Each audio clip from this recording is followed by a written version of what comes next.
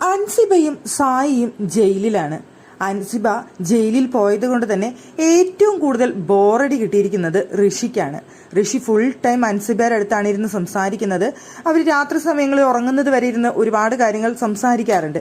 ഇപ്പോൾ അൻസിബ ജയിലിൽ പോയപ്പോൾ ബോറടിച്ചുകൊണ്ടിരിക്കുന്ന ഋഷി എന്ത് ചെയ്തു എന്ന് വെച്ച് കഴിഞ്ഞാൽ അൻസിബയ്ക്ക് കാവലായിട്ട് ജയിലിന്റെ പുറത്തിരിപ്പാണ്. അൻസിബയ്ക്ക് കാവലായിട്ട് അവിടെ ഇരുന്നു കൊണ്ട് അൻസിബയുടെ അടുത്ത് ഇടയ്ക്കിടയ്ക്ക് സംസാരിക്കുന്നുണ്ട്. അതുകൊണ്ട് തന്നെ നമ്മുടെ ബിഗ് ബോസിനെ ഇടയ്ക്കിടയ്ക്ക് വിളിച്ചു പറയേണ്ട അവസ്ഥയുണ്ട്. ജയിൽ സന്ദർശന സമയത്ത് മാത്രമേ ജയിലിലുള്ളവരോട് സംസാരിക്കാൻ പാടുള്ളൂ. ഈ ഒരു ഡയലോഗ് മിനിറ്റിന് അവിടുന്ന് ബിഗ് ബോസ് വിളിച്ചു പറയുന്നുണ്ട്. പുറത്തിരുന്നിട്ട് ഋഷിയുടെ സംസാരം കാരണമാണ് അത് വിളിച്ചു പറയേണ്ടി വരുന്നത്. എന്തായാലും ഋഷിക്ക് കൂട്ടായിട്ട് പുറത്ത് നന്ദനി ഇരിക്കുന്നുണ്ട്, അതുപോലെ തന്നെ ജിൻഡോയും ഇരിക്കുന്നുണ്ട്. ഋഷിക്ക് അൻസിബ ഉള്ളിലായതുകൊണ്ട് അൻസിബനെ ഒറ്റയ്ക്ക് അവിടെ ആക്കാനുള്ള മടി കൊണ്ടാണെന്ന് തോന്നുന്നു.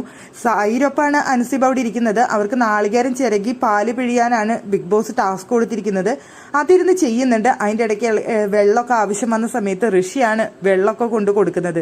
അൻസിബനെ വിട്ട് പിരിയാനുള്ള വിഷമത്തിൽ അവിടെ ഋഷി കൂടെ ഇരുന്ന് അൻസിബയ്ക്ക് കൂട്ടായിട്ട് പുറത്ത് തന്നെ ഇരിപ്പുണ്ട്. സത്യം പറഞ്ഞു കഴിഞ്ഞാൽ അത് നെഗറ്റീവോ പോസിറ്റീവോ എന്തായാലും അവരുടെ ആ ഒരു ഫ്രണ്ട്ഷിപ്പ് എന്ന് പറയുന്നത് റിയലാണ്. അവിടെ അൻസിബയും ഋഷിയും തമ്മിൽ നല്ലൊരു ഫ്രണ്ട്ഷിപ്പ് കോംബോ ഉണ്ട്.